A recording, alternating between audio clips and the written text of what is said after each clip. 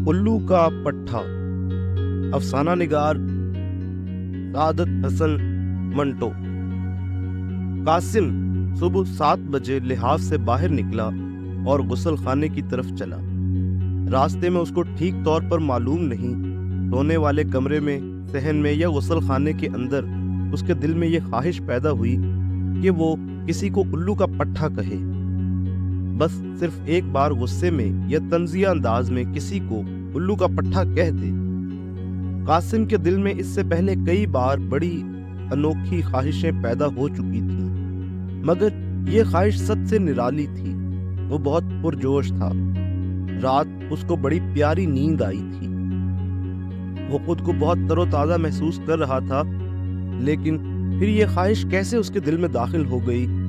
दांत साफ करते वक्त उसने जरूरत से ज्यादा वक्त सर्फ किया, जिसके बायस उसके मसूड़े छिल गए।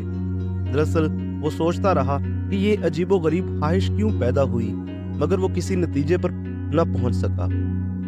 बीवी से वो बहुत खुश था। उनमें कभी लड़ाई न हुई थी। नौकरों पर भी वो नाराज नहीं था, इसलिए कि गुलाम मोहम्मद और नबी बख्श दोनों खामोशी से काम करने वाले मुस्तैद नौकर थे। मौसम भी निहायत खुशगवार था। फरवरी के सुहाने दिन थे, जिनमें कुंवारपने की ताजगी थी। हवा खुनक थी और हल्की, दिन छोटे न रातें लंबी। नेचर का तवाजुन बिल्कुल ठीक था और कासिम की सेहत भी खूब थी। समझ में नहीं आता था कि किसी को बगैर वजह के उल्लू का पट्ठा कहने की ख्वाहिश उसके दिल में क्यों कर पैदा हो गई। कासिम ने अपनी जिंदगी के 28 बरसों में मुतअद्दिद लोगों को उल्लू का पट्ठा कहा होगा, और बहुत मुमकिन है कि उससे भी कड़े लफ्ज उसने बाज मौकों पर इस्तेमाल किए होंगे और गंदी गालियां भी दी हों, मगर उसे अच्छी तरह याद था कि ऐसे मौकों पर ख्वाहिश बहुत पहले उसके दिल में पैदा नहीं हुई थी, मगर अब अचानक तौर पर उसने महसूस किया था कि वो किसी को उल्लू का पट्ठा कहना चाहता है, और ये ख्वाहिश लम्हा ब लम्हा शिद्दत इख्तियार करती चली गई। जैसे उसने अगर किसी को उल्लू का पट्ठा न कहा तो बहुत बड़ा हर्ज हो जाएगा। दांत साफ करने के बाद उसने छिले हुए मसूड़ों को अपने कमरे में जाकर आईने में देखा, मगर देर तक उनको देखते रहने से भी वो ख्वाहिश न दबी जो एकाएक ही उसके दिल में पैदा हो गई थी। कासिम मंतकी किस्म का आदमी था। वो बात के तमाम पहलुओं पर गौर करने का आदी था। आईना मेज पर रखकर वो आराम कुर्सी पर बैठ गया और ठंडे दिमाग से सोचने लगा। मान लिया कि मेरा किसी को उल्लू का पट्ठा कहने को जी चाहता है, मगर ये कोई बात तो न हुई। मैं किसी को उल्लू का पट्ठा क्यों कहूं? मैं किसी से नाराज भी तो नहीं हूं। ये सोचते सोचते उसकी नजर सामने दरवाजे के बीच में रखे हुए हुक्के पर पड़ी। एकदम उसके दिल में ये बातें पैदा हुईं। अजीब वाहियात नौकर है। दरवाजे के ऐन बीच में ये हुक्का टिका दिया है। मैं अभी इस दरवाजे से अंदर आया हूँ। अगर ठोकर से भरी हुई चिलम गिर पड़ती तो पाअंदाज जो कि मूंछ का बना हुआ है जलना शुरू हो जाता, और साथ ही कालीन भी।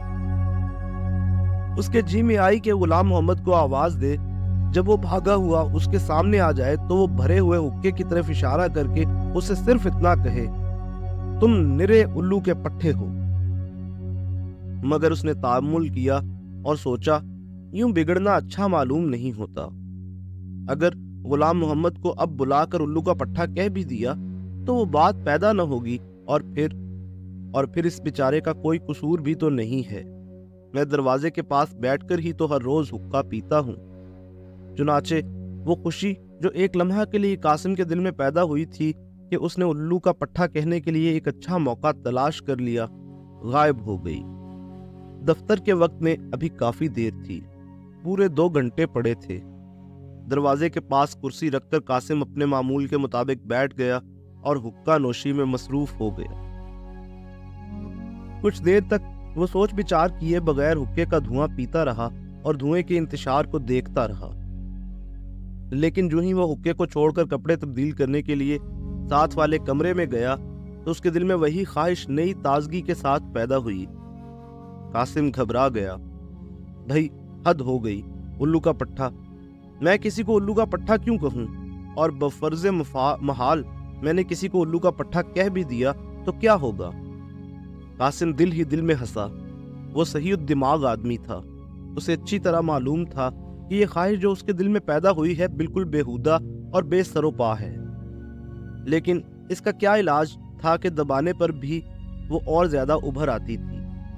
कासिम अच्छी तरह जानता था कि वो बगैर किसी वजह के उल्लू का पट्टा न कहेगा। ये ख्वाहिश सदियों तक उसके दिल में तिलमिलाती रहे। शायद इसी एहसास के बायस ये ख्वाहिश जो भटकी हुई चमगादड़ की तरह उसके रोशन दिल में चली आई थी, इस कदर तड़प रही थी। पतलून के बटन बंद करते वक्त जब उसने दिमागी परेशानी के बायस ऊपर का बटन निचले काज में दाखिल कर दिया तो वो चिल्ला उठा, भाई होगा, ये क्या बेहूदगी है। दीवानापन नहीं तो और क्या है।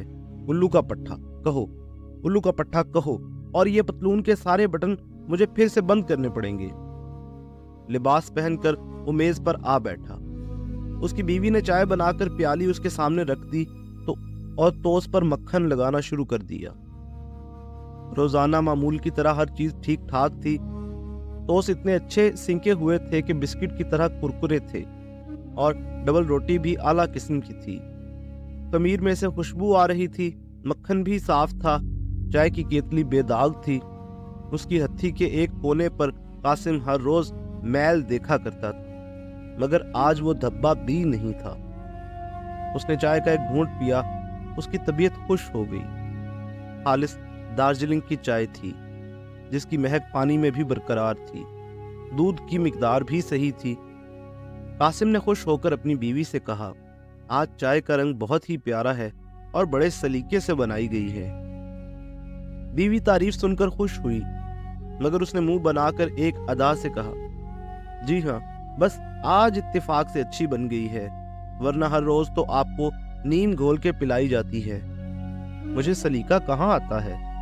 सलीके वालियां तो वो मोई होटल की छोकरियां हैं जिनके आप हर वक्त गुन गाया करते हैं। यह तकरीर सुनकर कासिम की तबीयत मकदर हो गई। एक लम्हा के लिए उसके जी में आई कि चाय की प्याली मेज पर उलट दे और वो नीम जो उसने अपने बच्चे की फिंसियां धोने के लिए गुलाम मोहम्मद से मंगवाई थी और सामने बड़े ताकचे में पड़ी थी, घोल कर पी ले, मगर उसने बुर्दबारी से काम लिया। ये औरत मेरी बीवी है, इसमें कोई शक नहीं कि उसकी बात बहुत ही भोंडी है, मगर हिंदुस्तान में सब लड़कियां बीवी बनकर ऐसी ही भोंडी बातें करती हैं, और बीवी बनने से पहले अपने घरों में वो अपनी माओ से कैसी बातें सुनती हैं, बिल्कुल ऐसी अदना किस्म की बातें। और इसकी वजह सिर्फ ये है कि औरतों को उमूमी जिंदगी में अपनी हैसियत की खबर ही नहीं। मेरी बीवी तो फिर भी गनीमत है, यानी सिर्फ एक अदा के तौर पर ऐसी भोंडी बात कह देती है। उसकी नीयत नेक होती है। बाज औरतों का तो ये शुआर होता है कि हर वक्त बकवास करती रहती हैं। ये सोचकर कासिम ने अपनी निगाहें उस ताकचे पर से हटा ली जिसमें नीम के पत्ते धूप में सूख रहे थे, और बात का रुख बदलकर उसने मुस्कुराते हुए कहा, देखो, आज नीम के पानी से बच्चे की टांगे जरूर धो दे देना। नीम जख्मों के लिए बड़ी अच्छी होती है। और देखो, तुम मौसम्बियों का रस जरूर पिया करो।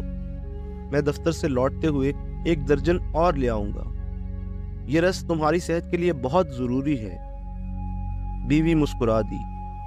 आपको तो बस हर वक्त मेरी ही सेहत का ख्याल रहता है। अच्छी भली तो हूँ, खाती हूँ, पीती हूँ, दौड़ती हूँ, भागती हूँ।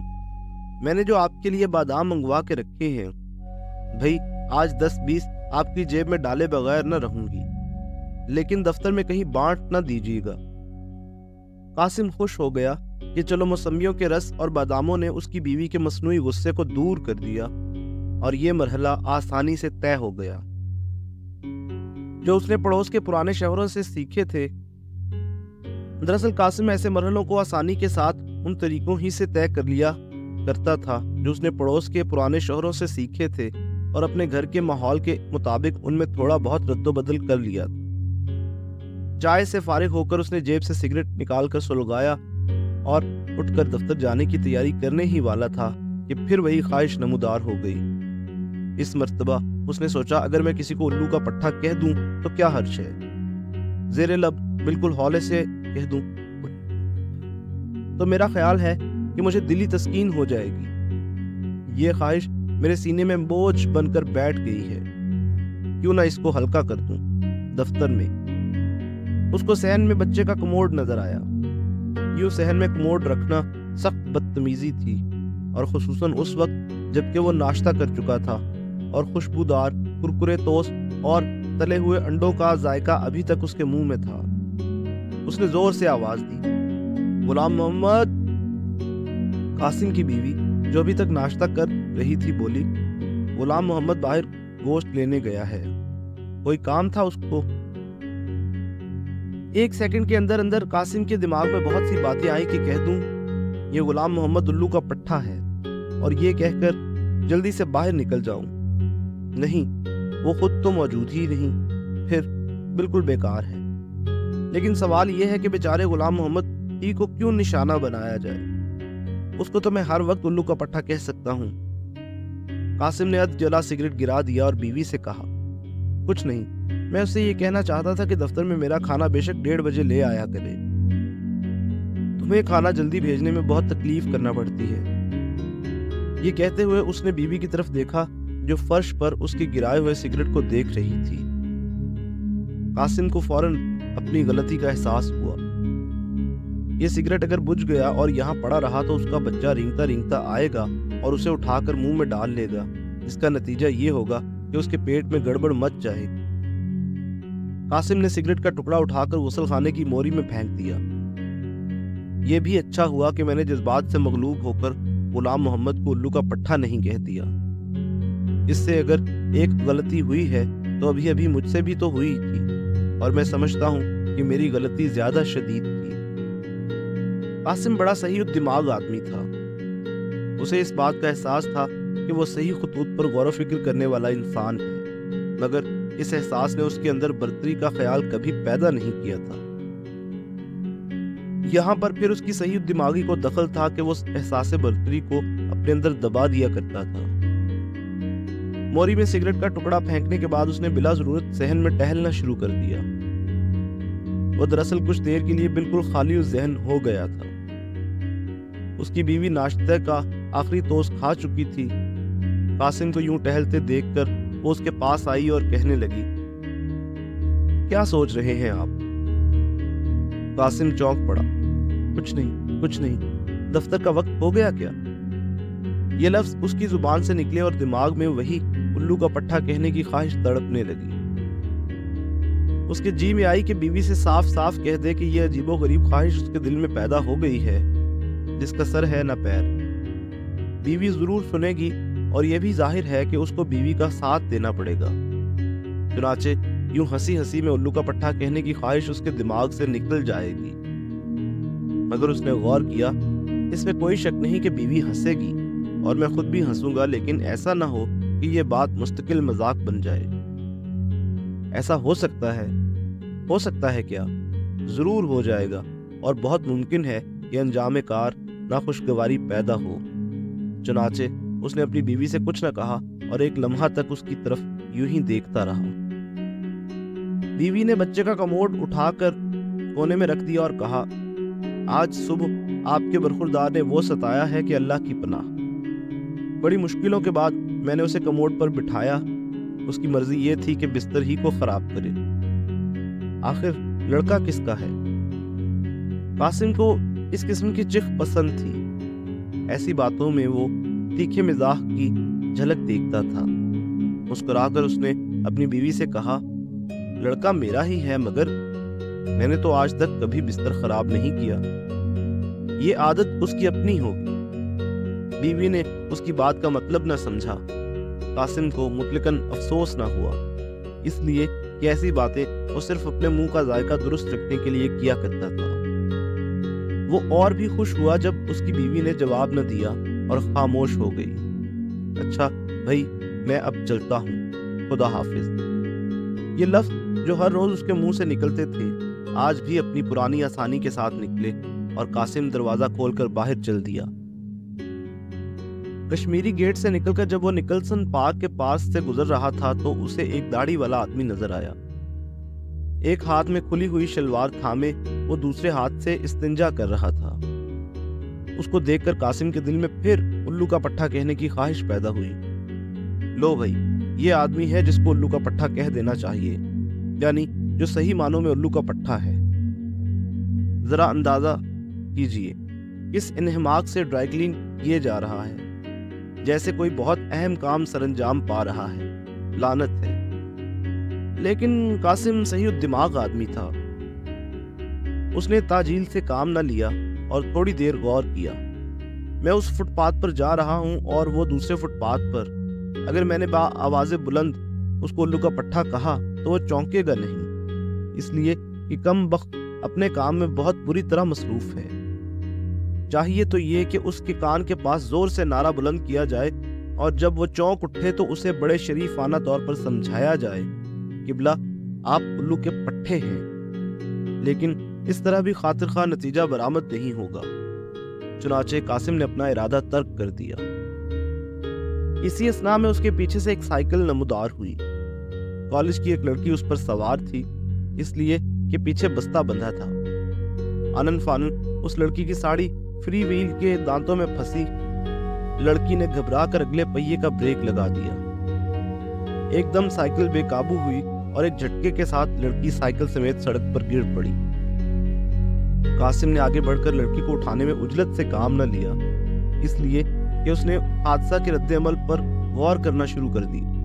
مگر جب اس نے دیکھا کہ لڑکی کی ساڑی فری ویل کے دانتوں نے چبا ڈالی ہے اور اس کا بورڈ بہت بری طرح ان میں الجھ گیا ہے تو وہ تیزی سے آگے بڑھا۔ لڑکی کی طرف دیکھے بغیر اس نے سائیکل کا پہیہ ذرا اونچا اٹھایا تاکہ اسے گھما کر ساڑی کو ویل کے دانتوں میں سے نکال سکے۔ اتفاق ایسا ہوا کہ پہیہ گھمانے سے ساڑی کچھ اس طرح تاروں کی لپیٹ میں آئی کہ ادھر پیٹی کوٹ کی گرفت سے باہر نکل گئی۔ قاسم بوکھلا گیا۔ اس کی اس بوکھلاہٹ نے لڑکی کو بہت زیادہ پریشان کر دیا۔ زور سے اس نے ساڑی کو اپنی طرف کھینچا۔ فری ویل کے دانتوں میں ایک ٹکڑا اڑا رہ گیا اور ساڑی باہر نکل آئی۔ لڑکی کا رنگ لال ہو گیا۔ قاسم کی طرف اس نے غضبناک نگاہوں سے دیکھا اور بھنجے ہوئے لہجے میں کہا، الو کا پٹھا۔ ممکن ہے کچھ دیر لگی ہو، مگر قاسم نے ایسا محسوس کیا کہ لڑکی نے جھٹپٹ نہ جانے اپنی ساڑی کو کیا کیا اور ایک دم سائیکل پر سوار ہو کر یہ جا وہ جا نظروں سے غائب ہو گئی۔ قاسم کو لڑکی کی گالی سن کر بہت دکھ ہوا، خاص کر اس لیے کہ وہ یہی گالی خود کسی کو دینا چاہتا تھا۔ مگر وہ بہت صحیح دماغ آدمی تھا۔ ٹھنڈے دل سے اس نے اس حادثے پر غور کیا اور اس لڑکی کو معاف کر دیا۔ اس کو معاف ہی کرنا پڑے گا، اس لیے کہ اس کے سوا اور کوئی چارہ نہیں۔ عورتوں کو سمجھنا بہت مشکل کام ہے، اور ان عورتوں کو سمجھنا تو اور بھی مشکل ہو جاتا ہے جو سائیکل پر سے گری ہوئی ہوں۔ لیکن میری سمجھ میں یہ نہیں آتا کہ اس نے اپنی لمبی جراب میں اوپر ران کے پاس 3-4 کاغذ کیوں اڑس رکھے تھے۔